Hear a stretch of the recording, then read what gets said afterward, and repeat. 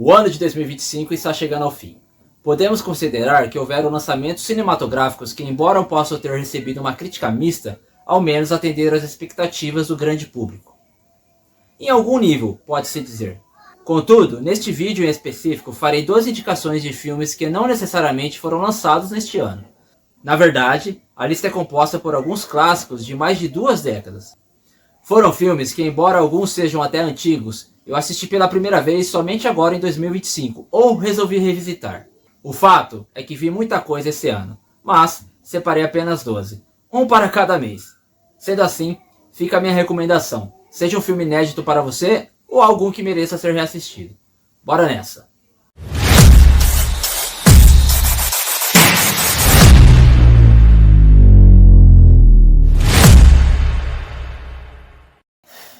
Fala pessoal, sejam todos muito bem-vindos a este canal, eu sou o Fábio Rezende e você está no lado cult da Terra, assim creio eu. Muito bem pessoal, esse ano de 2025 eu assisti bastante coisa, não vi tantos lançamentos assim, eu consigo me lembrar do Frankenstein, né, do Del Toro, do Pecadores, do Superman, Quarteto Fantástico, assim falando mais de blockbuster, né. Mas enfim, tá, mas assim, como eu consumi muita coisa, eu assisti bastante coisa, né.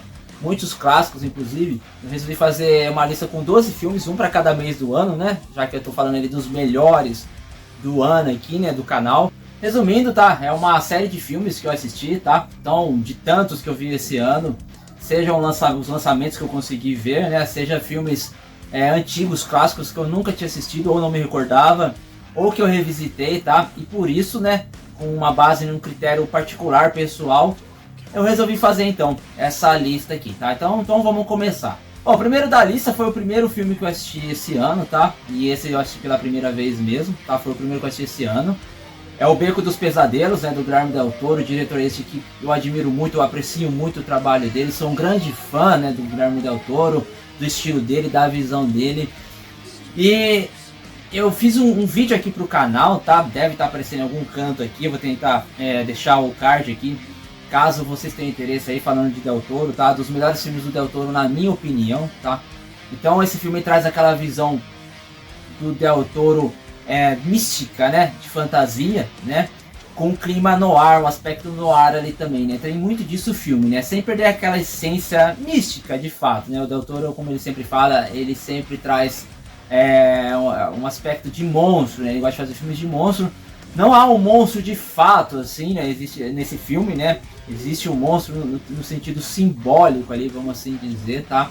Mas é um filme cheio de mistério, tem uma trama muito boa, tá? Personagens muito bem desenvolvidos. Então o protagonista ali, que é vivido pelo Bradley Cooper, né? Ele se vê envolto ali numa situação onde ele precisa sobreviver, ele começa a trabalhar num circo, tá? A origem dele não é contada, o que deixa ele carregado de mistério, né, cara? E ali tem vários desdobramentos no filme, né? Ele começa a ascender ali no circo, né? Virar um grande artista, ele se torna um mentalista e começa a fazer alguns negócios, né? Isso assim, né? O circo, ele vai mudando de cidade e tudo, né? Muito bem, é só pra indicar mesmo. Se você já assistiu, você vai concordar comigo que é um excelente filme, imagino eu, tá, cara? E assim, falando de Del Toro, dificilmente, raramente você não vai encontrar qualidade, entretenimento e ficar assim, como eu posso dizer, encantado com o estilo do Del Toro. Fica aí a primeira indicação então da lista de hoje. Alita, Anjo de Combate. Muito bem, também tem um vídeo aqui da Alita, vou tentar também deixar aqui o card, pessoal. Eu tô ainda tentando aprender essa parte de deixar os cards. Se eu não conseguir, eu também vou deixar o link embaixo na descrição, tá? Caso você tenha interesse em ver a resenha mais aprofundada, né, muito mais detalhada, um tempo mais dedicado, tá? A resenha que eu fiz do filme da Alita, né, Anjo de Combate, tá? Que é um cyberpunk. Cara, esse filme que eu vou dizer dele aqui, eu demorei pra assistir, esse assisti pela primeira vez também, ele já tem alguns anos aí, né? Eu me recordo até que ele teve algum pequeno rebuliço assim, né? Não que foi isso da minha perspectiva, né? Não que ele tenha sido tão bem na crítica, teve indicações ao Oscar, tenha sido um fenômeno, mas parece que foi um filme que teve um reconhecimento, assim, né, dos fãs, até porque ele tem uma fanbase, né? Ele é baseado no mangá, né, cara? E assim, quando a gente fala de mangá, o mangá ali oferece uma gama muito grande de de histórias, de personagens, né, de conteúdo, né, para adaptações cinematográficas, né, com séries, assim. Então, assim, o filme em si, cara, ele conseguiu me pegar, né. Eu achei que tem vários personagens muito bem desenvolvidos, tá? Todos eles agregam, acrescentam algo à trama, e é um filme que traz um pouco de uma questão, de várias questões, na verdade, filosóficas ali, né? Afinal de contas, toda vez que você envolve essa questão do robô, de um ser que não tem necessariamente uma alma, que não tem uma vez assim na sociedade, você traz assim, questionamentos, né, reflexões a respeito. Então tem essa coisa filosófica, né? Ética, né? Questões éticas, sem perder a coisa do cyberpunk mesmo, da ficção científica, da pancadaria. Tem arte marcial, tem armamento bélico. Então, assim, é um filme muito bom, e fica a indicação aí também, tá? Tá figurando nessa minha lista aqui. Mãos de Sangue. O filme Mãos de Sangue, ele conta a história do lutador Chuck Wepner, tá? Que é o lutador ali responsável pela inspiração que o Sylvester Stallone teve para escrever o Rock, né? O primeiro Rock lá de 76, da década de 70, né? Que se tornou um grande clássico, né, supremo do cinema, e deu a ele aí essa característica, esse personagem icônico, né, esse personagem aí que todo mundo lembra, todo mundo conhece. Enfim, tá, então o Rock se inspirou nesse lutador assistindo uma luta que ele fez com a lenda do boxe, tá, cara, do esporte de contato, com o Cassius Clay, né, o Muhammad Ali, né. Então, realmente a história dele é de superação, né, afinal de contas ele não era um cara assim muito bem visto ali, né, ele era um profissional, tava ascendendo ali, tá? Não era um cara assim, totalmente muito bem ranqueado, digamos assim, né? Ele teve a oportunidade então de lutar com o Cassius Clay ainda no auge, né? E ele conseguiu durar ali até o final da luta, né? Se não me engano era 10 ou 12 assaltos diante de uma máquina, né? E ele conseguiu até causar ali algum incômodo, né? Algum dano, né, no Cassius Clay. Incomodou ele, né? Deixou ele irritado, porque ele acho que deu um knockdown, né? Teve um momento que ele deu um knockdown. Alguns podem alegar que o Cassius Clay escorregou, né? Mas parece que ele chegou a derrubar o Cassius Clay. Então ele quis crescer na luta de fato, né? Então, assim, isso falando da luta, né? Que fez com que o Stallone vesse ele, né? Inclusive o Stallone aparece no filme interpretado por outro ator, obviamente, né? Porque ele vai lá, faz o contato, né, com o Chuck Wepner. Na verdade, acho que é o inverso, né? Mas tratando mais da questão da vida pessoal do Chuck Wepner, né, cara? Ele é um cara que não soube usar muito bem a fama. Ele adquiriu aquela fama rápida, né? Um pouco de grana, obviamente. Mas ele também se perdeu ali, como é até comum, né, cara? Com atletas, a conhecer atletas, né? Muitas vezes a pessoa não tem uma estrutura, não tem um psicológico forte, então ele acaba se envolvendo em casos extraconjugais, né, uso de drogas, enfim, né, cara, álcool, e ele vai até preso, né, cara, tá, espero que isso não seja um spoiler, né, até porque uma história já antiga, já conhecida, mas eu gosto do filme, o filme é muito bem dirigido, creio eu, tem um elenco bom, tá. O Ron Perlman faz o papel do treinador de Chuck Wepner, que é vivido no papel principal ali, vivendo o Chuck, né, nós temos o Liv Schreiber, que eu consigo lembrar dele de vários filmes, mas em princípio aqui do Wolverine Origins, né? O primeiro filme do Wolverine, do solo do Wolverine. Temos também o Ron Perlman, né, que faz o papel do treinador dele aqui, que está muito bem no filme também, por sinal. É interessante que essa história, ela merecia mesmo, né, ser contada ali, né? Pela forma como ela deu origem a uma história tão rica dentro do cinema, né? É interessante ter, digamos assim, esse reconhecimento, né? A gente entender, procurar saber um pouco mais então desse lutador aí que deu origem ao Rock, né? Então fica mais essa indicação aí. Aliás, tô verificando aqui, não é Mãos de Sangue, né? Como eu disse no início, é Punhos de Sangue. Aqui o título em português no Brasil. Fica aí essa indicação. Alien Romulus, cara, confesso que eu gostei bastante desse filme, não me recordo exatamente quando ele foi lançado, acho que foi ano passado, né? O filme, ele na cronologia do Alien, então ele se passa ali entre o primeiro e o segundo filme, né? Tanto é que tem nele ali um androide, né? A cabeça do androide ali do primeiro filme, né? Que aliás vai compor essa lista também. Cara, eu confesso que eu não esperava nada desse filme, não estava acompanhando muito o hype dele. Filme dirigido por Fede Alvarez, tá? Não me recordo se vi algum outro trabalho desse diretor, mas tocando nessa questão porque achei muito bem dirigido, né? Eu achei que ele trouxe bastante ali da essência, né? Ele absorveu bastante aquele clima dos primeiros filmes, né? Algo que o Ridley Scott também conseguiu fazer, na minha opinião, né? No filme Prometheus e no Covenant, né?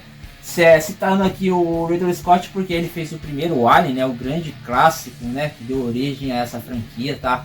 A esse universo. Então o Romulus, né? Ele se passa entre o primeiro Alien, né? O Oitavo Passageiros e o Resgate, que é do James Cameron. Olha que interessante, né? Os dois primeiros Aliens, né? Os dois primeiros filmes. Então ele traz aquilo lá, toda aquela estética do primeiro filme, né? Uma coisa suja, bem industrial mesmo, né?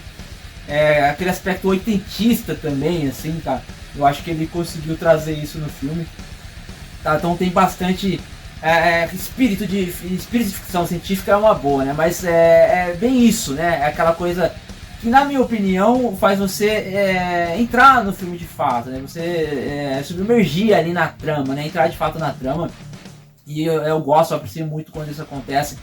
Fica essa indicação aqui, tá? Caso você não assistiu, caso você goste de ficção científica, é uma excelente indicação. Nefários é um terror psicológico, tem resenha aqui no canal também, tá? Vou tentar deixar o card, o link abaixo aí, tá bom? Aí eu trago ali umas reflexões, né? A minha opinião um pouco mais aprofundada, né? Que é mais superficial, porque senão o vídeo vai ficar muito comprido, né? Mas, cara, é um filme que ele veio como quem não quer nada, né? Ele não é um filme, assim, que teve bastante promoção, né? Só que bastante gente comentou desse filme, né, cara? É um terror psicológico, né? Então ele não se prende ali muito aquelas técnicas básicas ali, né? Comum de filme de terror, de movimentar a câmera de um jeito que vai te dar susto, não tem muitos efeitos visuais, né, cara? O filme não se prende nisso, né? Na verdade ele deve ter um orçamento muito baixo, não tem nenhum ator reconhecido ali. Mas o filme traz uma mensagem, cara, matadora, devastadora, assim. Seja você ateu ou não, né? Ele traz questionamentos, reflexões acerca da nossa sociedade atual, tá? Toca muitos assuntos, muito temas que estão intrínsecos à nossa vida, ao nosso dia a dia, né? A nossa convivência enquanto ser humano aqui nesse planeta. E basicamente ele é um preso, né, que está no corredor da morte, ele está prestes a ser executado ali, né, segundo a sua sentença. Então um terapeuta, né, na verdade um psiquiatra, né, vai ali fazer uma avaliação nele para saber se ele é um doente mental ou não, né, pois ele alega ser o demônio, né, e sempre fica aquela dúvida, né, fica aquela coisa um tanto sobrenatural, né, enquanto eles têm o debate deles ali, né, numa cela. O filme se passa basicamente quase todo ali. Cara, é um filme que eu faço uma recomendação forte dele pra você assistir, caso não tenha assistido, vale muito a pena. Por isso ele tá figurando aqui então. Alien Oitavo Passageiro. Então, o filme foi citado ali, né, por conta do Romulus, né, do Alien Romulus ali, né, que faz parte da franquia desse universo. Mas agora falando ali do filme original, né, dirigido pelo Ridley Scott, salvo engano, de 87, tá? Cara, não me recordo de verdade se em algum momento da minha vida eu tinha assistido esse filme completo, assim, sem ver um pequeno trecho, né? Que de repente passava ali na tela quente, ali nos anos 90, né?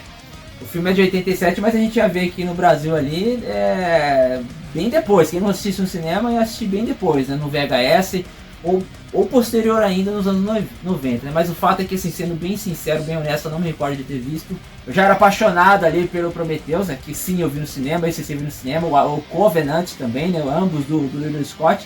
Eu falei, vamos assistir então o original, né, que também é do Ridley Scott. E cara, que sensação boa, que sensação agradável. Você vê ali o nascimento da franquia ali, né, cara, da ficção científica ali. Cara, um ícone, né, tão importante ali do cinema, né, o Alien. Aquela mistura de terror com ficção científica, com uma visão futurista, né, cara. Nave espacial, né, e depois foram tratar mais a questão mitológica disso no Prometheus, cara, e eu fiquei, assim, extasiado, assim, vendo esse filme, cara, assim, e dá aquela sensação de cult mesmo, né, vendo esse filme 40 anos depois, acho que uns 40 anos depois, é uma sensação muito boa você um filme dessa época e ele te surpreender, né, cara, é tão limitado, assim, pros parâmetros de hoje, e ele te surpreender, ele te prender, te entreter. Fica a indicação, se você não viu, se você viu, vale a pena ver de novo. E mais uma vez Alien, tá um sétimo aqui da lista, até o Alien 2, ali, o resgate, ali, a sequência, né, direta ali do primeiro Alien, né. Direta assim, né, o Romulo que tá figurando aqui, ele tá entre esses dois filmes cronologicamente falando, né, mas assim, cinematograficamente é o resgate, né, que é do James Cameron. Eu acho que o James Cameron tem um estilo próprio dele, né, cara, ali você já viu um pouco, na minha perspectiva, você já viu um pouco ali de coisas que ele foi usar, assim, dadas as devidas proporções, né, no Avatar, né, cara, estética, ambientação, né, cara, movimentação de câmera, por isso, assim, o estilo dele mesmo, né, cara, eu acho que eu consegui assimilar isso, né, também dá pra ver esse estilo dele também no Segredo do Abismo, que quase entrou nessa lista, tá, filme que eu também nunca tinha assistido também, mas falando então do resgate aqui do segundo, acho que ele manteve muito, cara, a qualidade, tá? A assinatura da franquia, a qualidade do primeiro filme do Ridley Scott. E melhorou um pouco até, assim, por uma questão de elementos técnicos, assim, né? Pois, assim, acho que foram 3 anos de diferença. Eu acho que a capacidade ali de efeitos visuais deu um pequeno salto ali, né? Mas, cara, vale muito a pena, fica a indicação também desse filme também. Então, a Alien tá dominando aqui essa lista aí. Olhos de Serpente, né, ou Snake Eyes, cara, filme muito interessante, tá, tem resenha aqui no canal, vai estar aparecendo o card aqui, se eu não conseguir deixar o card, vai ser muito card, vai ficar o link aqui embaixo, tá, cara, interessante vocês verem, tá, também essa resenha que eu fiz somente do filme.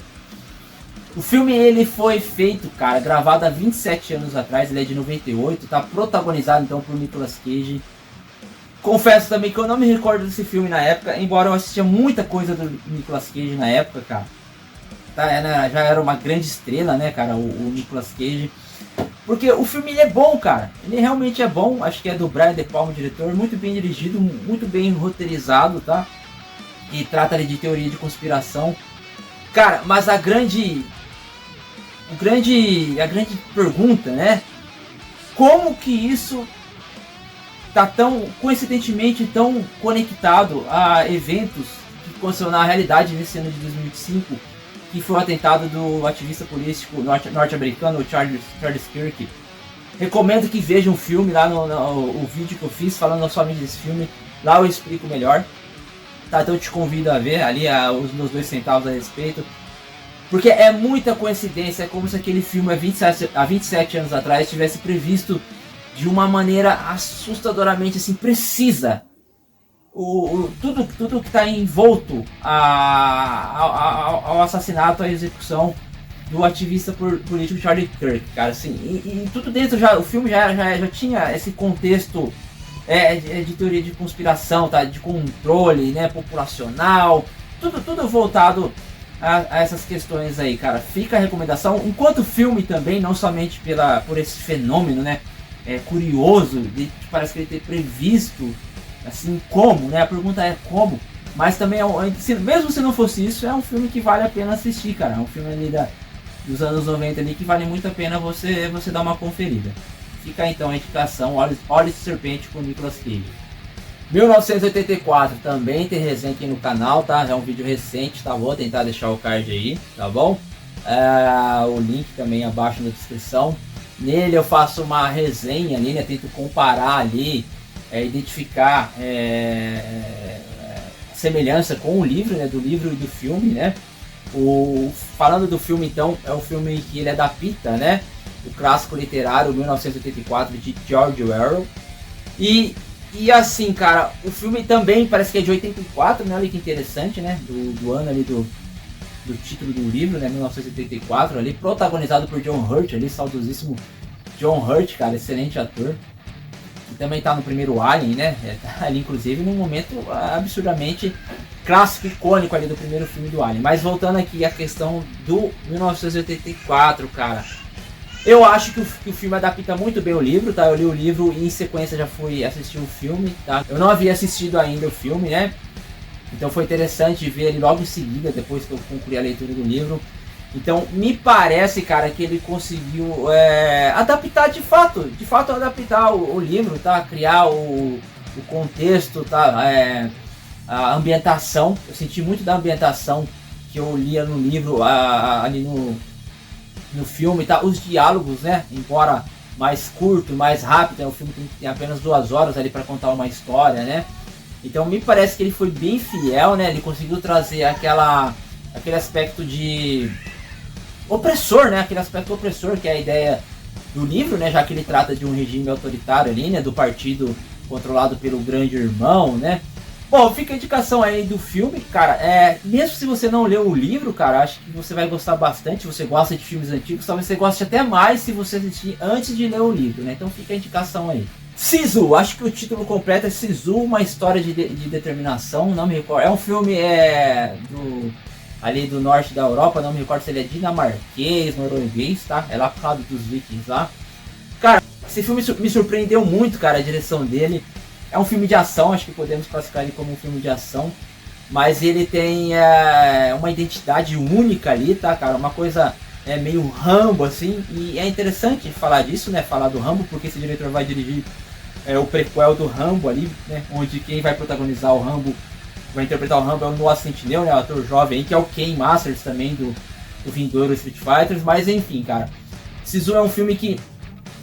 típico massa velho, né? Típico coisa meio do Rambo 2, né? Que um homem sozinho enfrenta o exército ali e ele supera esse exército. Mas, cara, ainda tem muita forçação, obviamente, pois a propósito do filme é entreter, você vê pancadaria, vê tiroteio, né? Vê a sanguinolência dos combates, cara. Mas ele é muito criativo, a forma como que a história é contada, né? Os combates, a sobrevivência, né, cara? A determinação de fato, né, do personagem principal é excepcional, cara. Uma direção muito boa, né? Não é à toa, né, que esse diretor vai dirigir o novo Rambo, então fica a recomendação se você gosta de filme de ação, filme de guerra, né? Sem filtro, sem estar totalmente pautado na realidade, né? Algo tipo Velozes e Furiosos, né? Só que muito melhor, né? Fica a indicação então. Sisu, uma história de determinação. Frankenstein do Guillermo del Toro, o segundo filme do Guillermo del Toro aqui a figurar nessa lista, né? Afinal de contas, sou muito fã dele, não tem como não apreciar os filmes dele, na minha opinião, cara. Eu acho que o Del Toro tem uma assinatura, uma identidade única, um estilo único, assim, de direção, né, cara? E eu até cheguei a ver superficialmente algumas críticas, o pessoal comentar, mas onde tá o terror, né? Algum comentário na internet, onde tá a criatura maligna, assustadora. Cara, se é um filme do Del Toro, tem que ter a ideia dele, a visão dele. Eu acho um filme lindo, cara, acho um filme maravilhoso. Visualmente é um espetáculo, tem toda aquela identidade, aquela estética clássica do Del Toro, cara. É impressionante como ele consegue passar isso pros filmes dele, cara. Gostei da criatura, cara, é uma criatura que é casca grossa pra caramba, arrebenta todo mundo quando é pra arrebentar, entendeu? Tem toda aquela essência, o questionamento do monstro, da criação, do criador. Quem é quem, né? Quem de fato é o monstro, quem é Deus, o que é Deus, quem tem o direito de criar e de tirar a vida. Tudo isso tá ali e de uma maneira muito bonita, muito original, cara. Eu gostei bastante. É um filme que certamente pretendo assistir de novo. Se você não viu, tá na Netflix, tá? É uma produção inteiramente da Netflix, muito boa por sinal, né? Na minha humilde opinião, fica a indicação então, o Frankenstein do Guillermo del Toro, tá? Assista, vale muito a pena. Pecadores sim, né, cara? Teve assisti ontem, né? Pela primeira vez. O filme é do Ryan Coogler, né? Diretor lá do Creed, do Pantera Negra. Excelente diretor, muito capaz mesmo. Cara, é de extrema qualidade os filmes dele, assim, na minha opinião. Protagonizado pelo Michael B. Jordan, então, né? E já tinha trabalhado com ele ali também em ambos esses filmes que eu citei, o Pantera Negra e o primeiro Creed, né? Que é da direção dele. Cara, um filme que é um filme de terror, né? É um filme seria um filme genérico de terror, não fosse elementos da música, né? Do blues, né? Ali da criação do blues, de como ele surgiu, da essência do blues e do jazz também, né? Ali criado pela cultura negra, né? Pelos negros ali, cara. Eles colocando ali toda a origem deles da África, né? Somado a vida, o momento que eles estavam passando ali. Tem, né, nos Estados Unidos, tinha muito nessa época ali, né, questão de segregação, né, então era muito radicalismo ali. Mas enfim, focando na história de fato do filme, né, cara, o filme no final fica muito bom, cara. Não que ele já não tava até a metade do filme, né, ele fica, eu interpretei como se ele estivesse construindo um clímax, né. Óbvio, todo filme faz isso, né, mas me parece que ele demorava para pegar o filme, né. Eu não tava vendo nada de novo, nada de excepcional para tanto barulho que teve, mas no final fez todo sentido, né, cara? E impressionante como eles fizeram um terror com elementos do blues, né, e de maneira cômica ali, né, cara? É muito bom, cara. O filme é muito bom, gostei bastante, então ele mereceu estar nessa lista aqui, foi o último a entrar na lista. Então fica aí minha recomendação, meus 12 melhores filmes de 2025, né, um para cada mês. E se você conseguiu chegar até aqui, pessoal, veja só, muito obrigado, deixa seu like aí, tá bom? Se inscreva no canal se não seja inscrito e grande abraço.